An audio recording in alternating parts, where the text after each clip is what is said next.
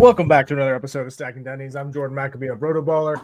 My co-host Nick Giffen of the Action Network.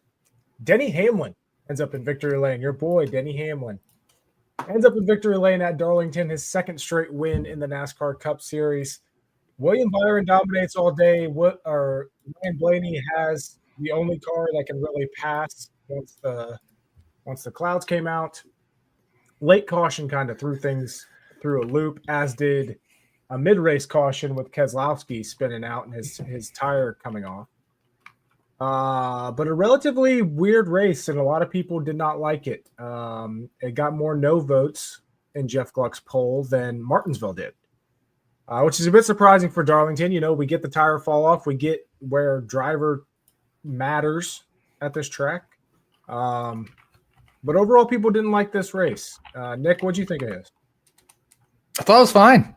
Before the clouds rolled in, which was right around the time of the Keselowski caution, It was great. I mean, I was talking with PJ on our Action Network Slack, and we were like, this is amazing racing. I thought it was one of the better races. It was going to set up as one of the better races of the season. And then the Keselowski caution hit and the clouds rolled in, and you're right, it became much harder to pass. It went from what I had thought of as kind of an amazing race to kind of bad. I do think the last run was pretty good. Obviously, Blaney could pass, but there were a few others who could pass further back in the field. Nobody paid attention to that because we're all paying attention to Blaney. But I thought that last stint as well, not the 2-lap, post caution stint, but that stint leading up to where Blaney took the lead. I thought that was really good racing as well. I wouldn't say really good, but it was fairly good racing. So you had an amazing stint. Like half the race was amazing.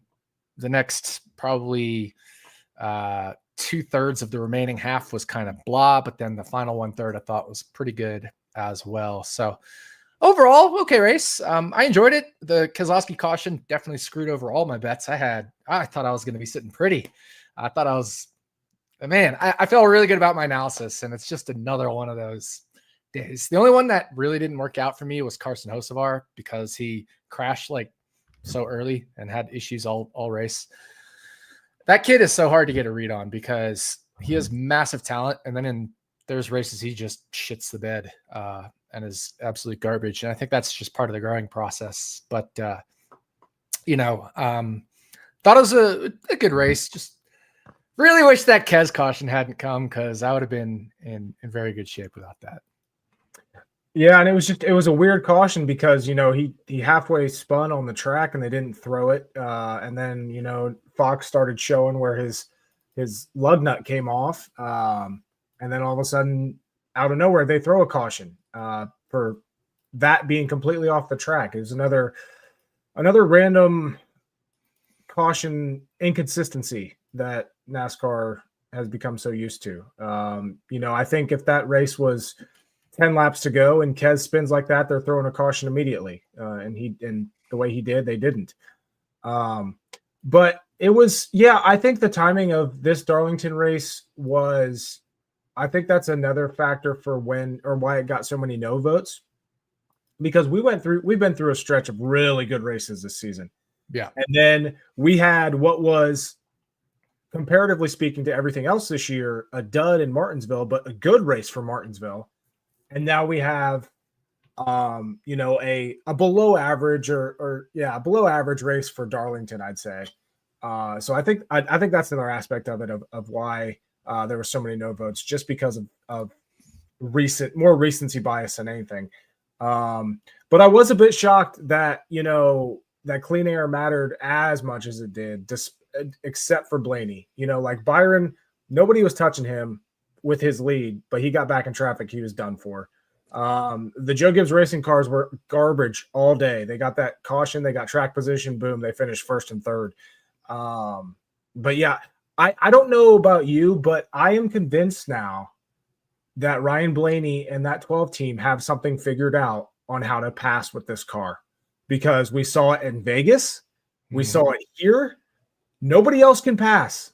Ryan Blaney can. And hands up, I spent 2 hours on my live stream on Sunday saying that Blaney wasn't a good pick at Darlington, and I was staying on that hill. I also said Chris Buescher was a good pick, so I was right about something, but I was so wrong about Blaney. I came around on Blaney when he was clear number one in my flags. So I definitely had him written up as one of the 5 likely dominators for the race. But I was like, gun to my head, I have to pick 2. I'm going to go Byron and Reddick. And actually Byron did lead a whole bunch, and Reddick was the next big leader. So those actually were good picks. But yeah, Blaney was definitely the best car, and he was able to pass. But I definitely came around. Look, I love my flags metric, and every time Blaney's been like a fucking rocket in flags, he's been a fucking rocket in the race. So right, that team just has they could have 3 wins by now. That's how good that car's been this year. And they'll go on their run, they'll get their wins, but it's kind of surprising to see.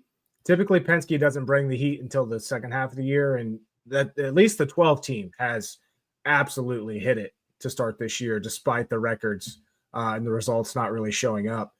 Another car that was really fast that didn't get the finish he deserved was Ryan Preece. He ran top 5 most of the day, ended up finishing 26th. I think he got screwed over on some pit strategy there. Zane Smith was strong, finished top 10 in the first stage, finished 12th in the race. He's doing good things in that car. When he doesn't have issues, he's showing his potential that we always see the upside of. And every week I'm talking myself more and more into Zane Smith, despite the fact that how many times you screwed me over. But I'm wearing my Zane Smith shirt right now. So, I was on Zane Smith 80-1 for top Ford, and he was running right up in the top 10 most of the day. I was on Keselowski top Ford. He was right there. I was if on anything Buescher had happened, Ford. if anything had happened to Blaney, those all would have been such good bets. But and things did happen to Blaney. He kept having to come back through traffic. But man, when you have a car that good, holy cow. Well, and that's one thing I didn't get was after they interviewed him after the race, you could tell he was a little disappointed. He really wasn't showing much emotion, but they mentioned his pit crew, and he's like, yeah, we got to figure that out. I feel like they've been saying that for a full year now. At least, yeah. When are you going to fucking figure it out? Because Joe Gibbs Racing in 2311 have guys doing special moves with the damn jack to cut off 1/10 of a second on their pit time. Meanwhile, you guys are losing 16 spots in the most crucial pit of the race. Yeah. Figure it out. Yeah. So it was a good race. Denny, Hamlin, you mentioned those Gibbs cars were pretty bad all day. Yeah. They didn't really do much. And then Ty Gibbs finishes 9th as well. And so they all ended up getting good finishes except Chase Briscoe. Yeah. Which is kind of the norm this year outside of Ty Gibbs. Briscoe's just been struggling, and then Gibbs has had issues. But Gabehart got on Twitter and mentioned and basically just said track position was his response for everything. I think that was more than a track position thing for those guys, because Hamlin started 3rd, Briscoe started up there, and they fell like a rock on that long run. So I don't think it was purely track position. And that's the thing that goes to show there was passing, right? Hamlin faded through the field and just things like that. I mean, it's pretty crazy. Yeah, and Bell was absolute garbage all race, but comes away with a 3rd place finish. God, he was so bad, and my model flags, or I should say, my flags had him kind of pegged as pretty terrible, and he was horrible. He was like 25th, 27th place car all race until the clouds rolled in and he got track position. Yep, crazy. Which goes to show, and I know a lot of people are upset about Blaney not winning, and obviously people are going to be more upset when their bets if they bet on Blaney and everything else, but you always have to remember, guys, what's the statistic? 60% of the time, the fastest car doesn't win. Yeah, it sucks. It sucks to be on Blaney and him have that good of a car and not win, but this is NASCAR. This is what we're used to. So just something to keep in mind. But another dominating day from Blaney. He's tough to pass when he has the lead, isn't he?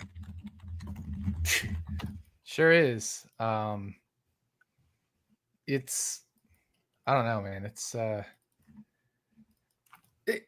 track position is everything, but if you're the only car that can pass people, that was pretty wild. And Tyler Reddick shout outs to him. He looked really good as well. I actually took him live.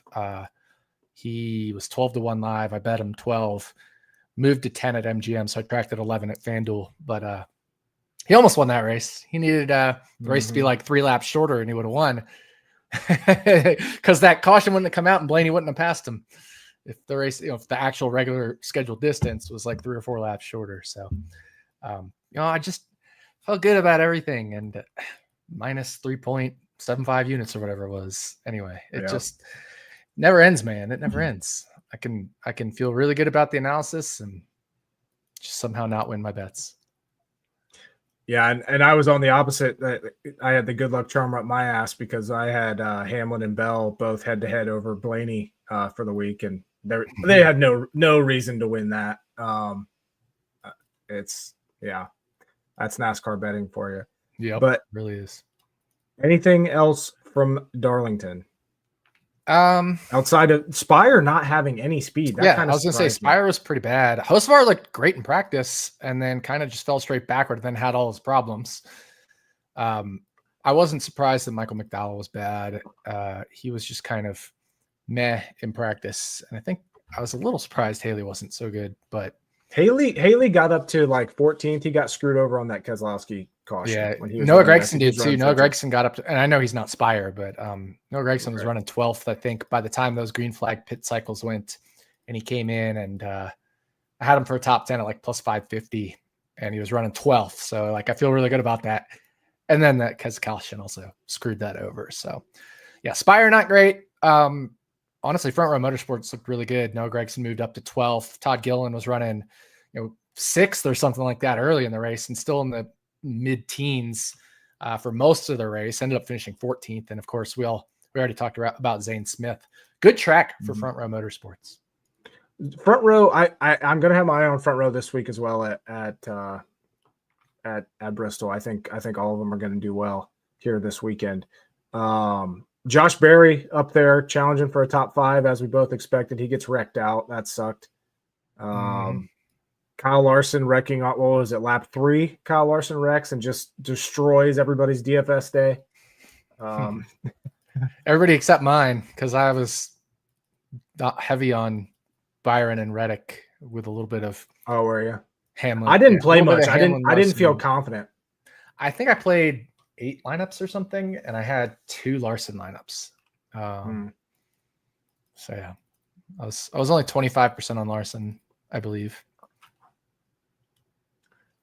Yeah.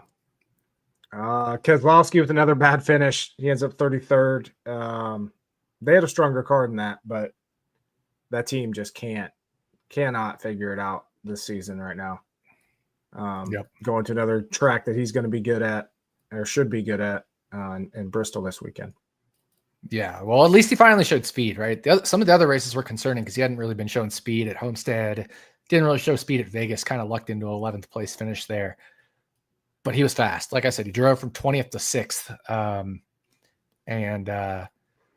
Looked like he could contend for a top 5. He was gaining on Buescher, his teammate, when he came into pit. And I think he would have probably had a top 5 run had he not had the lug nut issue from his pit crew, obviously, because that caution never would have come and he would have had the track position and probably wouldn't have been much else there. So I think Kez had a top 5 car, just didn't work out.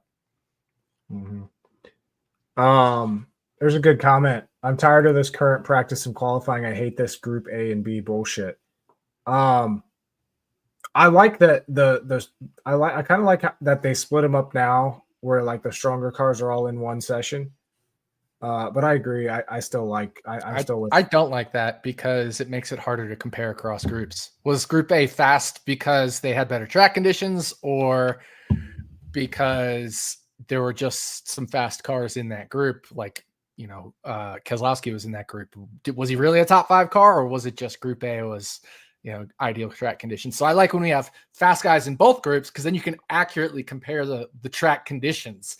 Here we're just like, well, maybe Kez is right, just a 20th place car like he's been all year, and now he's showing speed, and the guys showing speed were Hocevar and Keselowski and Cindric. You're like, those guys aren't really like always running up in the top 5 all season. So are they really that fast, or did Group A have the favorable track conditions. So I like the two groups. I just wish it was back to last year where you had strong all the way down to weak in both groups. I don't want the full 36, 40 car field, whatever it is, because then you run into the issues of you run into traffic more, and it makes it much harder to actually analyze the speeds.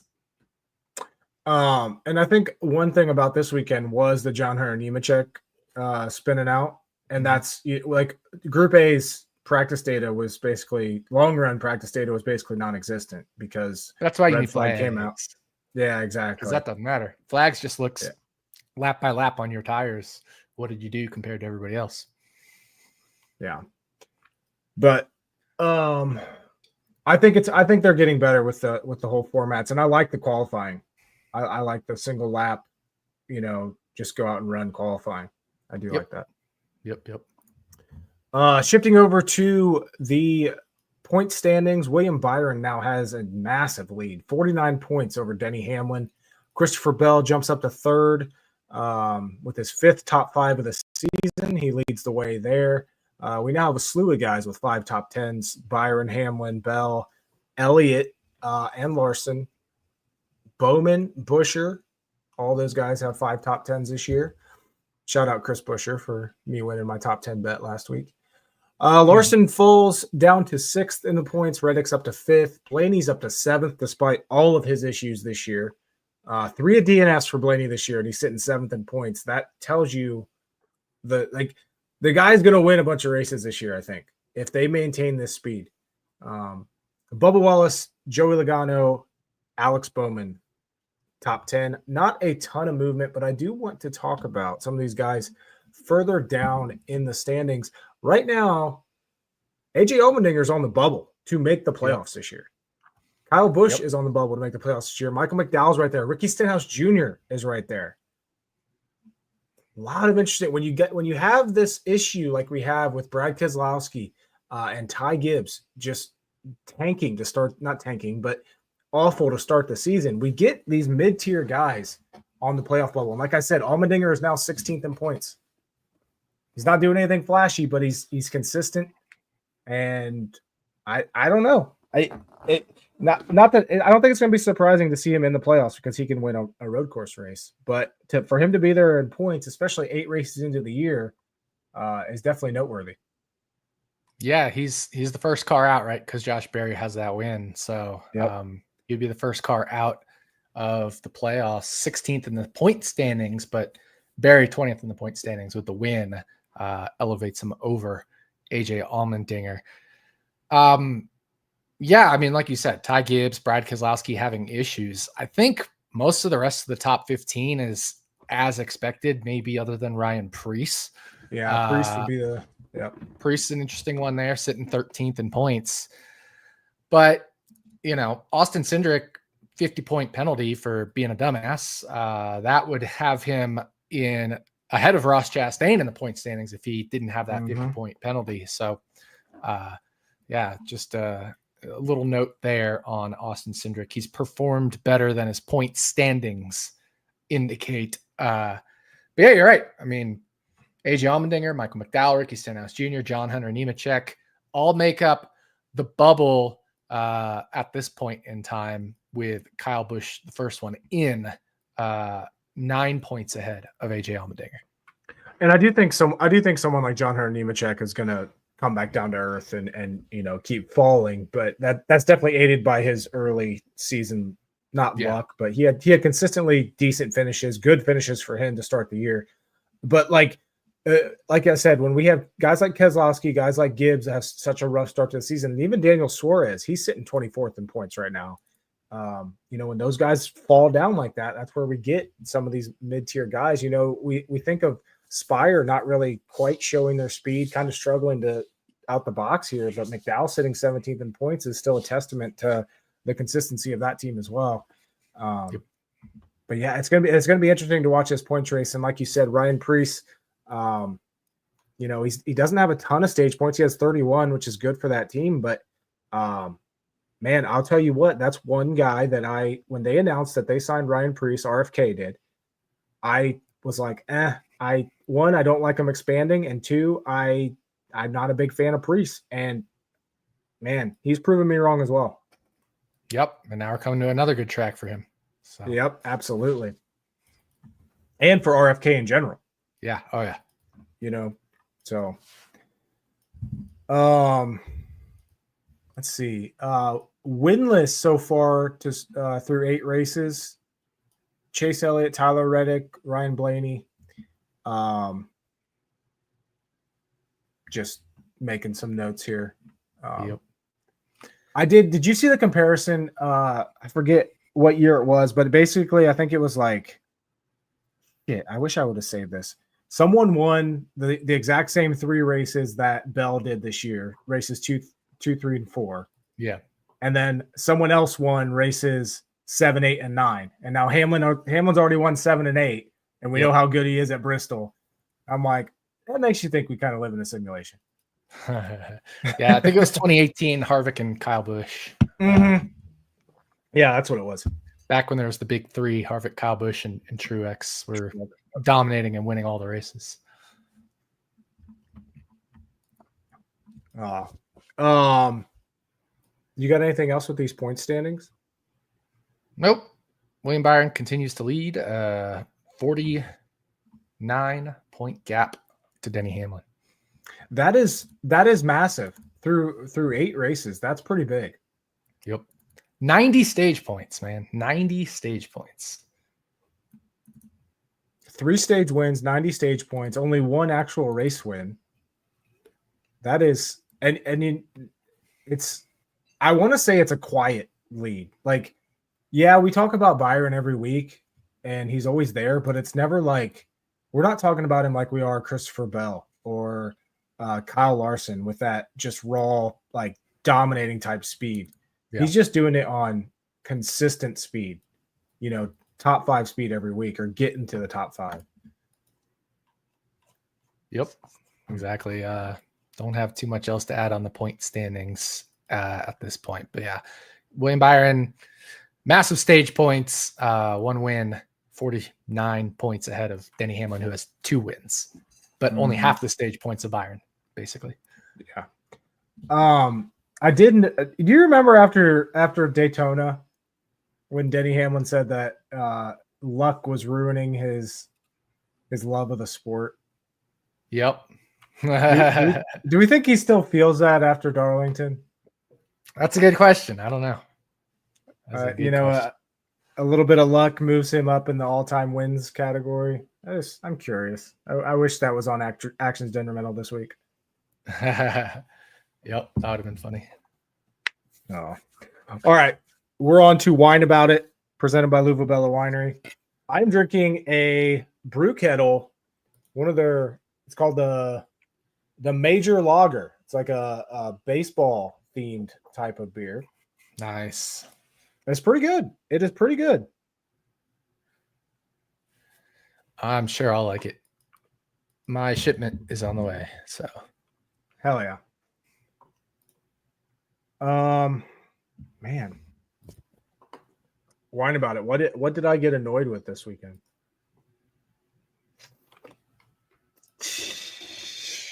I don't have anything. Outside, I don't either. The normal is Keselowski, that penalty or the caution issue. Like that just irritated me. Yeah, man, I don't have a ton. I don't either. I don't really have anything to whine about. I think overall, I enjoyed the race. I know not as many people did. It was about a 50-50 split on Twitter, but I didn't have much to whine about. I would love to have won more bets. I guess I could whine about that, but that's just bad luck. I thought the handicapping was pretty solid for that race. It just didn't work out. That's how it seems to have gone for me in the last year and a half or so. But it'll turn around. You just got to keep making good bets, and it'll turn around. I felt good about the process. Felt good about the results. Felt really good about flags. I mean, flags was like Ryan Blaney's the fastest. Boom, Ryan Blaney's the fastest. All the guys that were really high in flags did really well. So Yeah. Flags is the shit, man. I love flags, but it just sucks when you can use it and it still doesn't benefit you.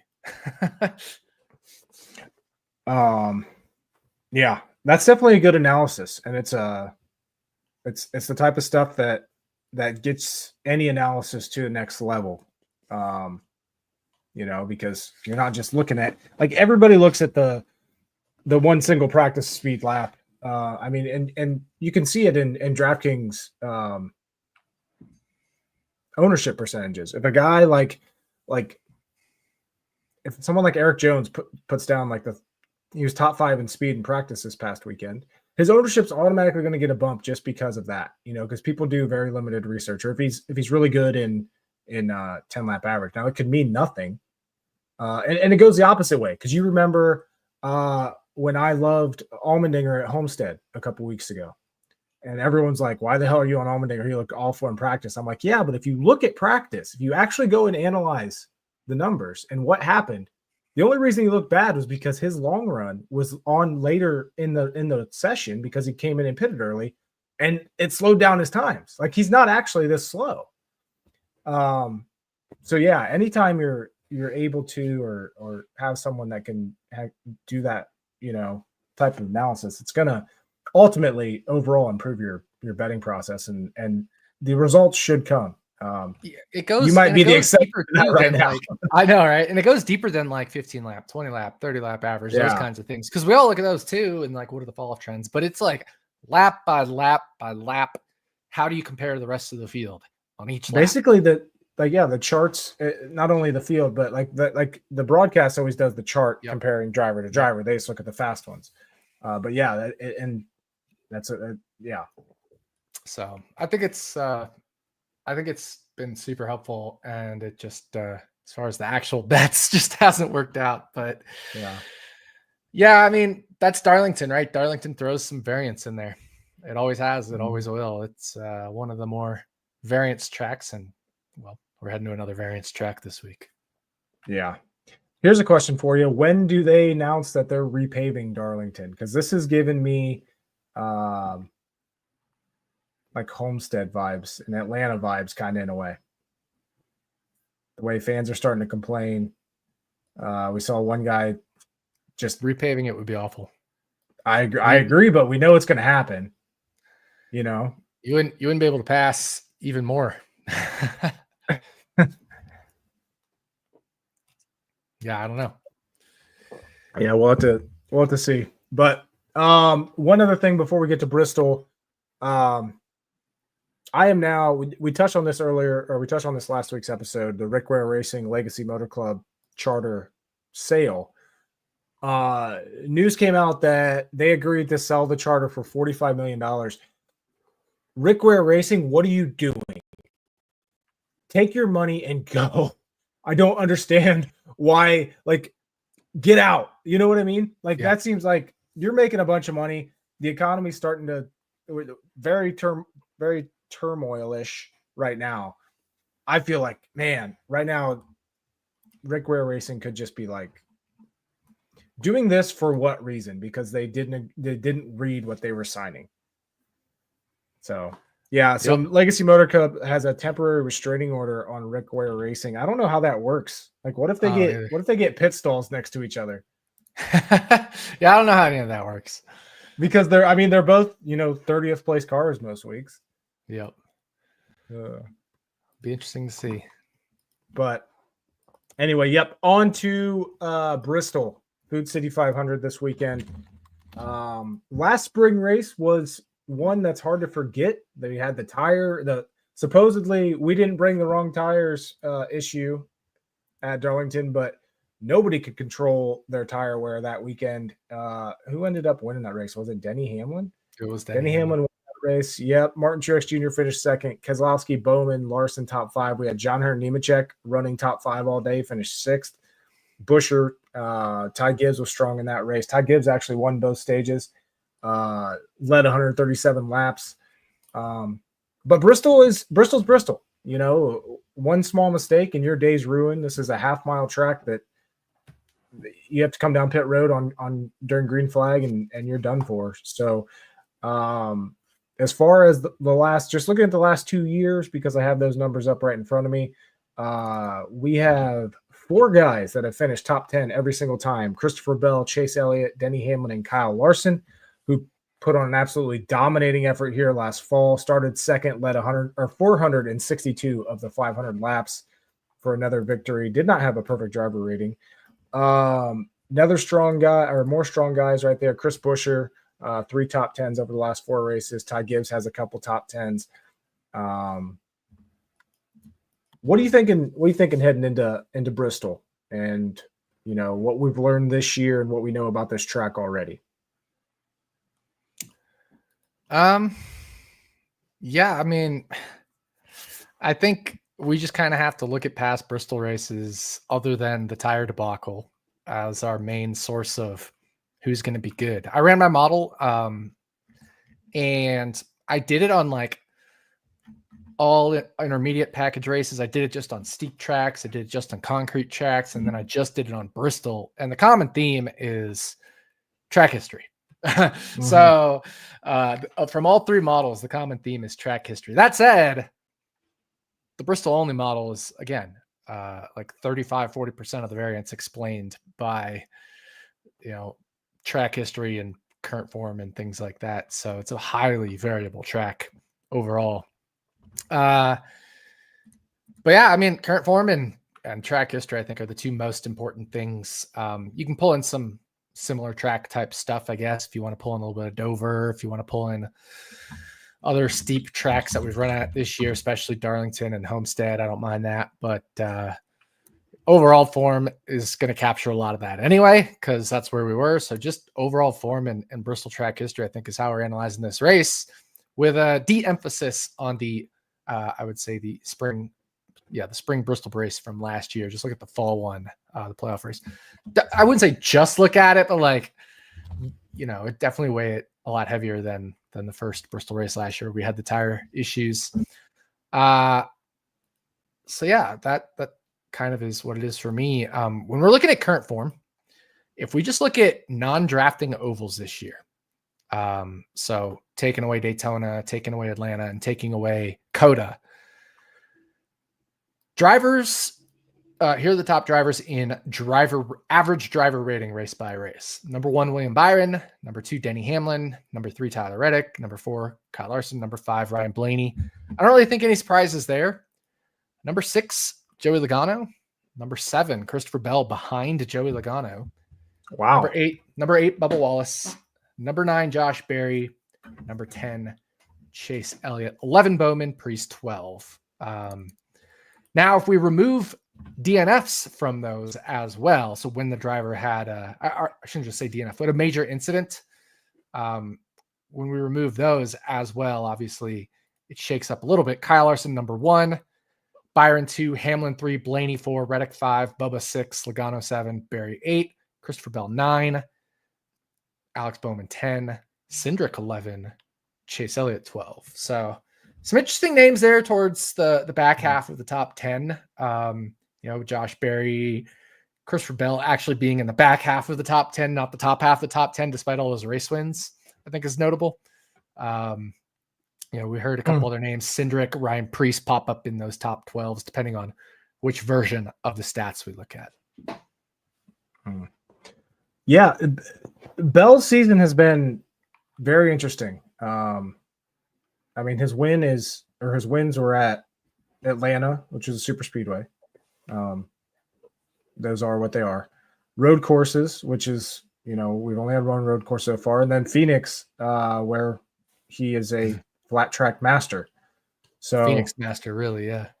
Yeah, and he's in his career and over in this next gen era, he's had speed in qualifying at these intermediates and these bigger tracks, but he's always been a kind of a mid top 10 guy on a good day at those tracks.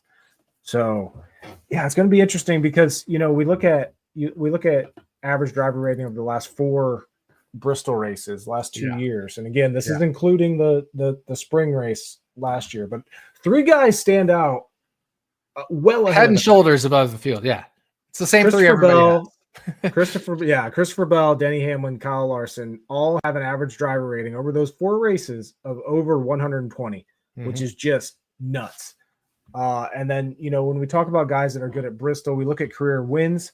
Kyle Busch leads the way with 8. Obviously, many years prior, he was an absolute beast here. Denny Hamlin has 4 wins here. Keselowski has 3. Joey Logano has 2. Kyle Larson has 2. And Chris Buescher has 1. Those are the active winners here at Bristol Motor Speedway.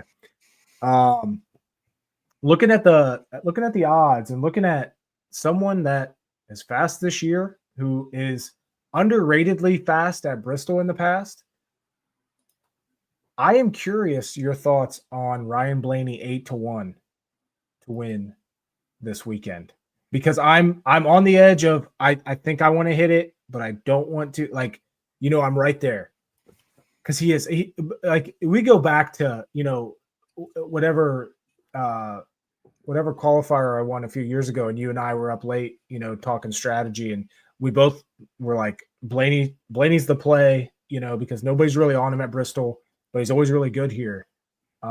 Eventually you think he's going to win one of these, right? Like he's always so strong at this track. No, I always love Blaney at Bristol. I just think 8-1, 750, whatever is just a touch short compared to my model.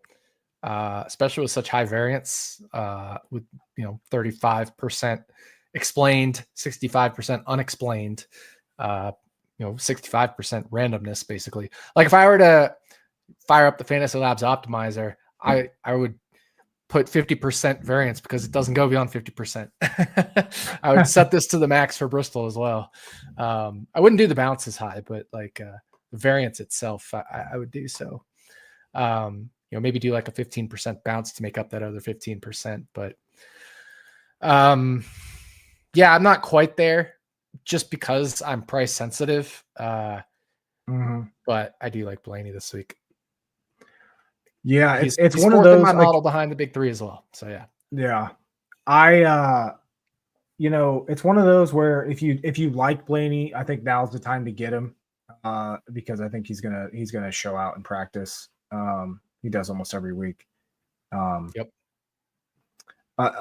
Some other guys, some longer shots that I was kind of surprised. You can get like Bowman at 44-1. I saw earlier today. Chris Buescher at 34-1. I hopped on Buescher plus 160 for a top 10 when lines dropped.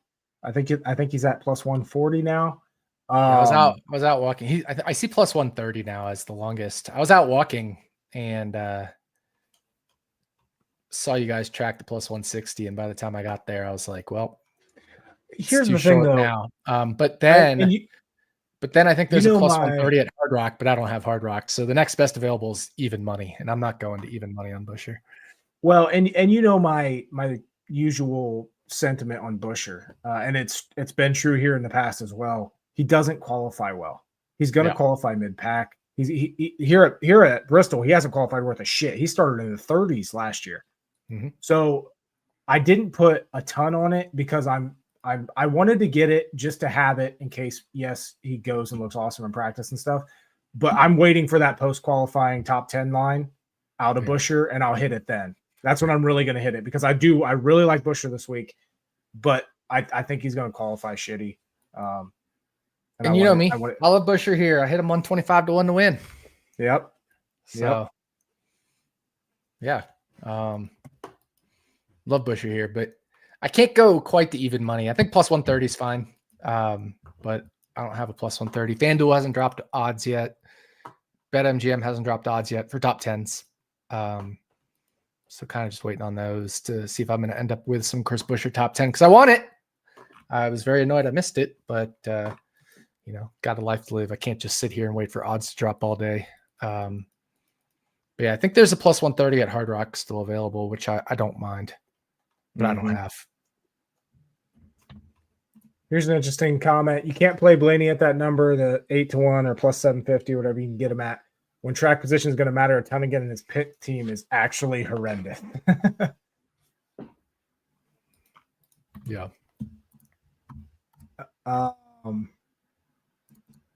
Let's see here. What did we think about a guy like Bubba Wallace, who finally had a good finish here last fall? Ended up third. It was his first top 5 at Bristol, second ever top 10.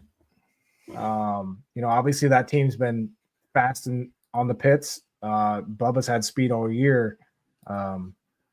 What's your model saying about Bubba? Model likes Bubba. I mean, I mentioned current form. He's 6th if we remove his DNF in driver rating this year at non-drafting ovals. So, yeah, I mean, the dude's running top 5 every week now. He was running top 5 for a good chunk of that Darlington race. I think another one of the casualties on strategy there. But had a pretty strong car at Darlington. So, yeah, I like Bubba. I'm models high on Bubba this week. Models high on Tyler Reddick this week. People forget Tyler Reddick is good at Bristol. They think he's not, but he is. He won in the Xfinity Series, finished 4th his rookie year here with Richard Childress Racing. He hasn't done much since, but some of that can be attributed to randomness. Some of it could be attributed potentially to bad setups, but hey, it seems like 2311 found some stuff last year with Bubba finishing 3rd. Never going to bet against Tyler Reddick's upside at a track that theoretically should be very suitable for him. He's great at all the other steep tracks. Why wouldn't he be great at Bristol? Well, I think he is great at Bristol. I just think we're biased on a relatively small sample size of races from him. But he has shown he could dominate or run up near the front at Bristol in the past. Just not the past 3 or 4 races. I think I've lost my audio. Uh-oh. I can't hear you. Can you hear me? I can hear you fine. Okay. Let's see what happened here. Yeah, it's not my audio. My audio is good. I'm looking at it in the settings. My test is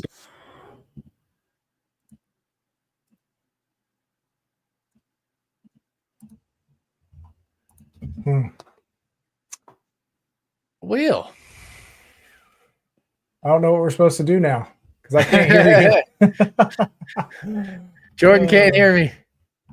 Jordan's settings. Hey, can everybody in the chat hear both of us? I don't know if they can. I can hear you, and I can hear me.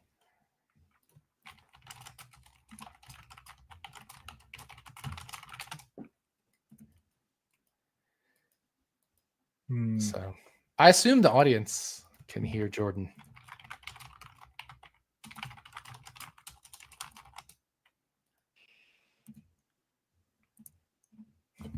Yeah, it looks like everybody can hear us.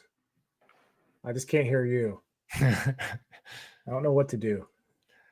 I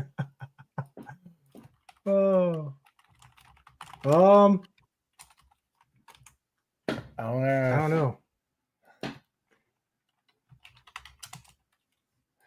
Let's